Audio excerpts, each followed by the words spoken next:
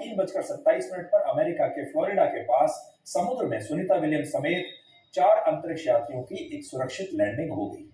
अंतरिक्ष यात्रियों की वापसी एक ऐसा चुनौतीपूर्ण काम था जिसे नासा नहीं कर पाया, लेकिन इसे इलॉन मस्क की कंपनी स्पेस एक्स ने करके दिखा दिया।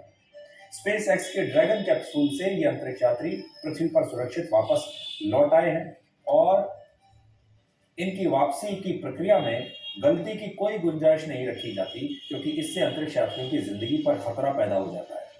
लेकिन आज ऐसा बिल्कुल नहीं हुआ, सब कुछ परफेक्ट था। स्पेस एक्स के अंतरिक्ष यान ने इंटरनेशनल स्पेस स्टेशन से पृथ्वी तक की यात्रा करीब 17 घंटे में पूरी की और इस यात्रा में इस बार कोई गड़बड़ी नहीं हुई, कोई अप्रिय घटना नहीं हुई।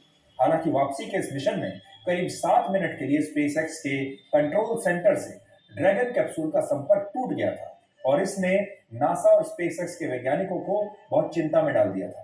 लेकिन कुछ ही देर के बाद संपर्क स्थापित हो गया और तब सभी वैज्ञानिकों ने राहत की सांस ली। पृथ्वी के वायुमंडल में प्रवेश करने से लेकर समुद्र में स्प्लैश डाउन तक का सफर करीब 30 से 40 मिनट का था और ये अंतरिक्ष यात्रा के सबसे संवेदनशील और खतरनाक पल माने जाते हैं।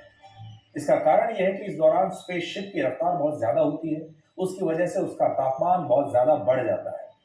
वायुमंडल में प्रवेश करने के बाद ड्रैगन कैप्सूल करीब 27,000 किलोमीटर प्रति घंटा की रफ्तार से पृथ्वी की तरफ बढ़ रहा था और इस रफ्तार पर उसका बाहरी तापमान 1927 डिग्री सेल्सियस तक पहुंच गया था।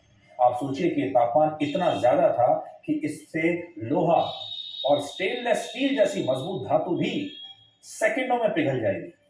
इस तापमान की वजह से ड्रैगन कैप्सूल किसी उल्का पिंड की तरह दिखाई दे रहा था, लेकिन अंतरिक्ष यात्री सुरक्षित थे, क्योंकि अंतरिक्ष यानों को भीषण गर्मी झेलने के लायक बनाया जाता है।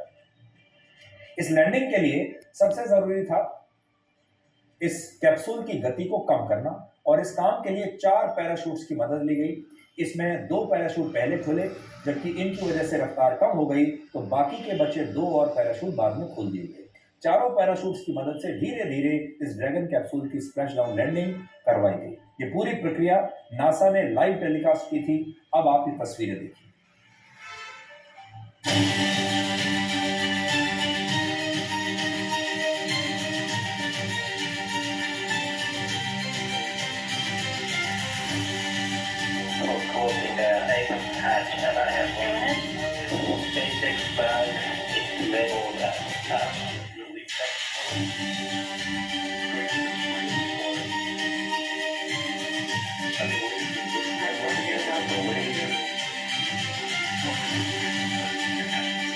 Trying to spacecraft went from 350 to about 119.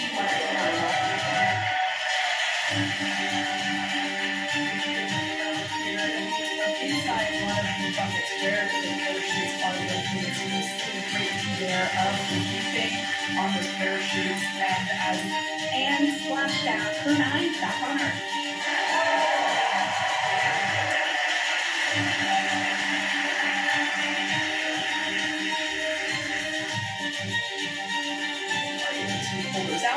The recovery vessel there top of the Dragon capsule earlier. Wow, we got a cute little pond of dolphins. It wasn't just one or two. This is when the SpaceX recovery personnel actually works with every Dragon spacecraft when it returns. They're between dolphin cam back again at the aft end of Pacific time, as obviously based on SkyPack this is part of. Generally speaking, Crew 9, some happy waves, smiles all around back on Earth. And that is NASA astronaut. Having a fun time splashdown. Looks like we're getting our next crew member here. There we have it, some waves, some thumbs up, and some smiles.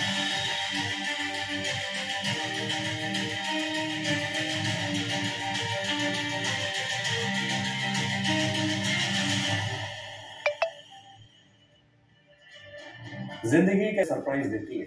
ये लोग 8 दिन के लिए अंतरिक्ष में गए थे और 9 महीने के बाद वापस लौटे हैं।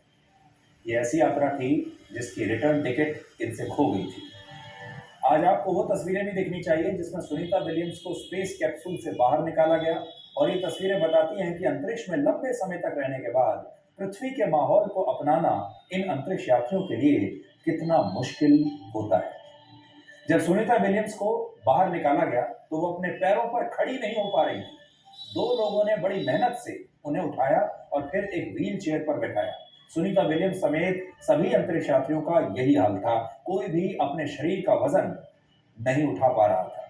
इसका कारण है लंबे समय तक अंतरिक्ष के शून्य गुरुत्वाकर्षण में रहना। अंतरिक्ष की जीरो ग्रेविटी में रहने की वजह से इंसान के शरीर और दिमाग पर बहुत बुरा असर पड़ता है। अंतरिक्ष यात्रियों के शरीर की मांसपेशियां बहुत कमजोर हो जाती हैं। दिमाग गुरुत्वाकर्षण को महसूस करना भूल जाता है। ज्यादा दिनों तक जीरो ग्रेविटी में रहने से शरीर की ताकत बहुत कम होने लगती है और इसलिए जब अंतरिक्ष यात्री वापस पृथ्वी पर लौटते हैं तो यहाँ का गुरुत्वाकर्षण झेलना उनके लिए बहुत मुश्किल हो जाता है। पृथ्वी पर लौटने के बाद अंतरिक्ष यात्री शारीरिक रूप से किसी नवजात बच्चे की तरह हो जाते हैं। उन्हें हर काम में दूसरे लोगों की मदद लेनी पड़ती है। वो अपना वजन ठीक से उठा नहीं पाते, यहाँ तक कि छोटी छोटी चीजें उठाना भी उनके लिए मुश्किल हो जाता है।